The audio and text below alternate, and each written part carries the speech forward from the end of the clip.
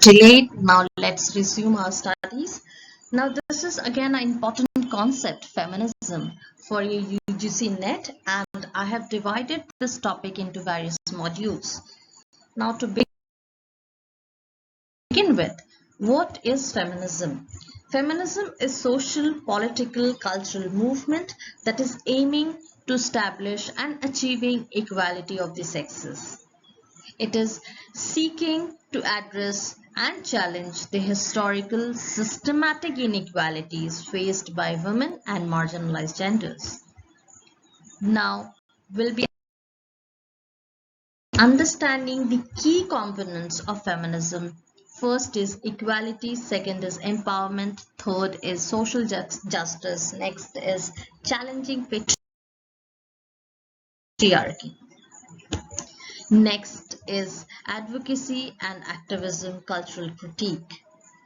These are the key components we are going to delve into the historical context of feminism. Now, to begin with, the first wave feminism that began in 19th century and it continued till the early 20th century. This first wave feminism actually focused primarily on legal issues, particularly women's suffrage. Now the key events include Seneca Falls Convention 1848, and it is often considered the launch of women's rights movement in the United States. The 19th Amendment in 1920, and it granted American women the right to vote, marking a significant victory for the first wave feminists. Now,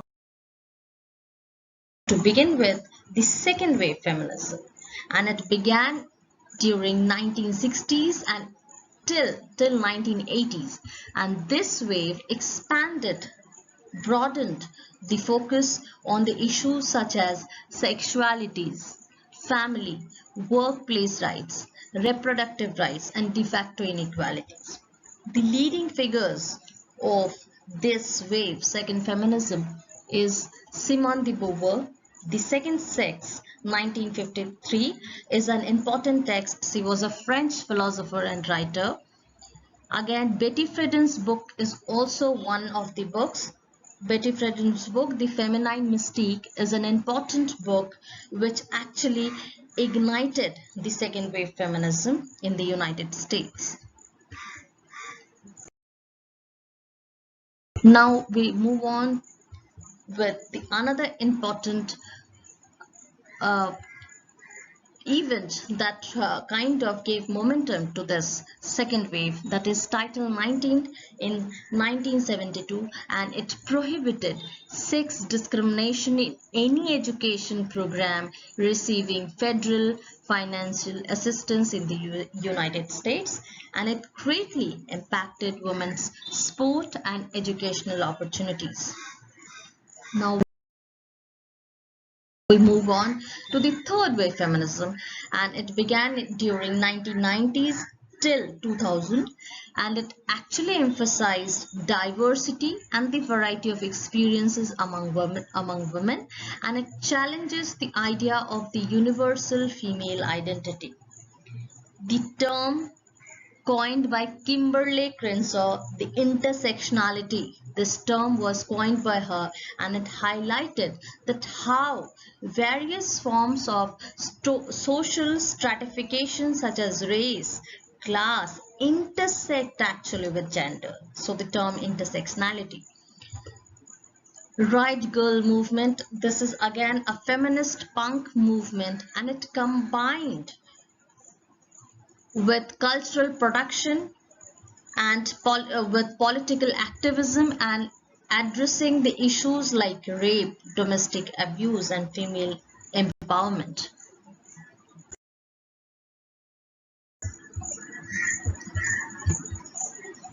Okay, so I missed one of the leading figure, that is Butler. Gender trouble is also important text that ignited the third wave feminism. Now we come to the fourth wave feminism that began during 2000, and it is continuing till date, and it is characterized by the use of social media and the digital platforms to combat sexual harassment, body shaming, and gender-based violence. So you are very well aware of this Me Too movement that got sparked, that got ignited during this period in 2017, and that is a global movement against sexual harassment and assault, and it brought attention to the prevalence of such experiences and holding perpetrators accountable.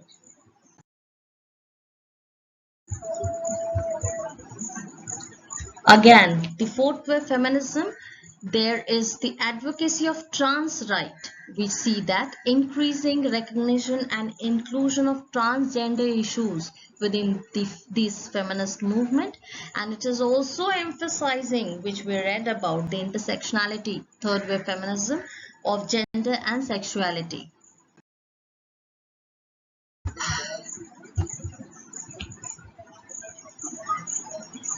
Okay, so we are moving to the scope of feminism. Now, the historical feminism. There are a lot many scope. Now, this is actually examining the waves of feminist movements from first wave to the second, third, and the current fourth wave. Intersectional feminism, that is again recognizing that gender intersects with other social categories, that is race, class, sexual orientation, disability. So it is overlapping, the discrimination is overlapping. Now we are coming to the global feminism, and it is addressing gender inequalities on global scale, that is consider cultural, economic, political differences, and it includes advocating for rights of women in various cultural contexts and addressing issues such as global labor practices, reproductive rights, and violence against women. Now we come to the environmental feminism, and it is again linked with the environmental issues with feminist concerns, arguing that how environment kind of degradation is actually affecting women, especially in developing countries.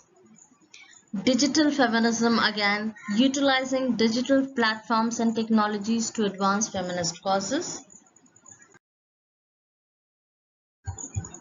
Now we come to the academic feminism. This is the scholarly study of feminist theory and practices, and how the examining of the historical, cultural, philosophical dimensions of feminism is done in this category, and this includes critical theory, feminist literary criticism, and gender studies. Now we come to the cultural feminism, that is focusing on the creation and the celebration of a female culture, emphasizing the value of traditionally feminine traits and experiences. Now we come to the cause or the reason behind this study. Why at all feminism, reading feminism? So it's important for multiple reasons, because it is spanning our personal growth to societal development, and we are well aware of those. Now it's also important because it is highlighting the importance of engaging with feminist theory and practices, and it is promoting gender equality, empowering individuals, raises awareness of intersectionality, and is also encouraging critical thinking, promoting social justice, enhancing the understanding of history and culture. It is also informing us with policy and legislation, improving workplace environment, supporting personal relationships, and it's also contributing to academic and intellectual growth. So it's important and essential to read feminism to create a more just and equitable society. And now we are concluding our topic.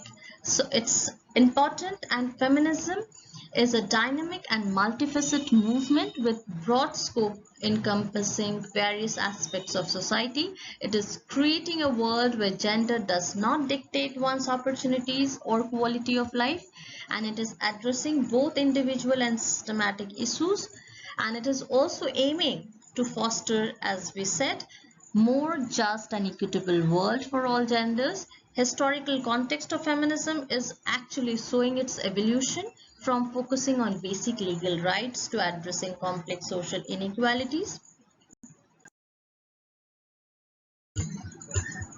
Now these are the texts you can go through.